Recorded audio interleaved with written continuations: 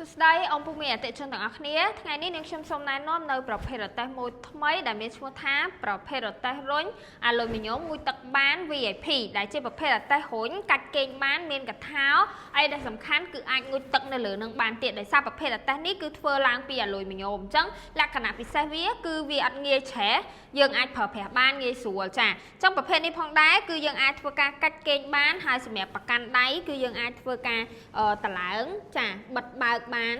ហើយផ្នែកនេះក៏យើងអាចធ្វើការចុចតឡើងបានដូចគ្នានេះចាទាំងសងខាងតែម្ដងអញ្ចឹងសម្រាប់ប្រភេទនេះគឺយើងមានកថានៅផ្នែកខាងក្រោមហើយយ៉ាន់ក៏អាចធ្វើការមើលបានជាប្រភេទយ៉ាន់2ជាន់ជាប្រភេទយ៉ាន់ដែកនៅខាងក្រៅសម្រាប់ប្រភេទនេះគឺយើងអាចធ្វើការដោះផ្នែកក្បាលបានបើយើងអត់ចង់ប្រើចាហើយយើងអាចធ្វើការដាក់ទៅវិញយើងនេះចាអញ្ចឹងសម្រាប់នៅផ្នែកខាងលើក៏ជាមានជាប្រភេទខ្នើយយើងអាចបកបានឬក៏យើងត្រូវការប្រើយើងដាក់ទៅវិញបានអញ្ចឹងសម្រាប់ប្រភេទនេះគឺយើងមានខ្សែក្រវ៉ាត់នៅផ្នែកកណ្ដាលហើយមានកថោនៅផ្នែកខាងក្រោមនេះចាអញ្ចឹងនេះកន្លែងដាក់កថោអញ្ចឹងខ្ញុំនឹងឲ្យបងគាត់ឡើងមកសាកនៅប្រភេទអាតេសនេះចាបងអាចអញ្ជើញឡើងមកបាន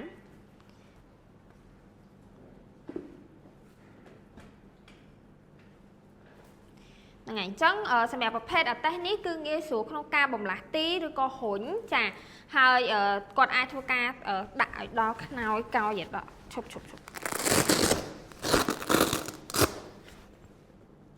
បងផ្អែកមកហ្នឹងហើយអញ្ចឹង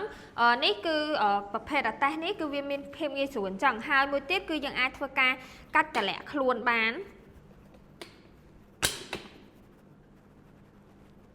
នេះចាអញ្ចឹងគឺយើងអាចកាច់បានដល់កេងស្មើឬក៏តម្លាក់មកទៀតអញ្ចឹងខ្ញុំតម្លាក់ឲ្យអស់ហ្មងនេះចាអញ្ចឹងសម្រាប់ប្រទេសនេះគឺអាចថតទម្ងន់បានធ្ងន់ហើយ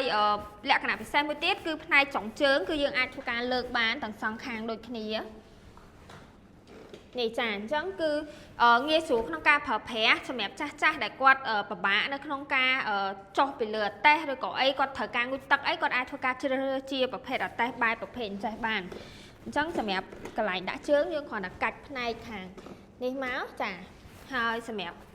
ខាងក្រោយយើងគ្រាន់តែធ្វើការចាប់ប្រាំងលើកវាវិញមកជាការស្លាច់តែម្ដងចាអញ្ចឹងសម្រាប់អតិថិជនដែលគាត់ចង់បានជាប្រភេទរទេះរុញអាលុយមីញ៉ូមដែលងុយទឹកបាន VIP នេះគាត់អាចធ្វើការតាក់ទងចូលក្នុង page ខាងយើងបានចាអរគុណ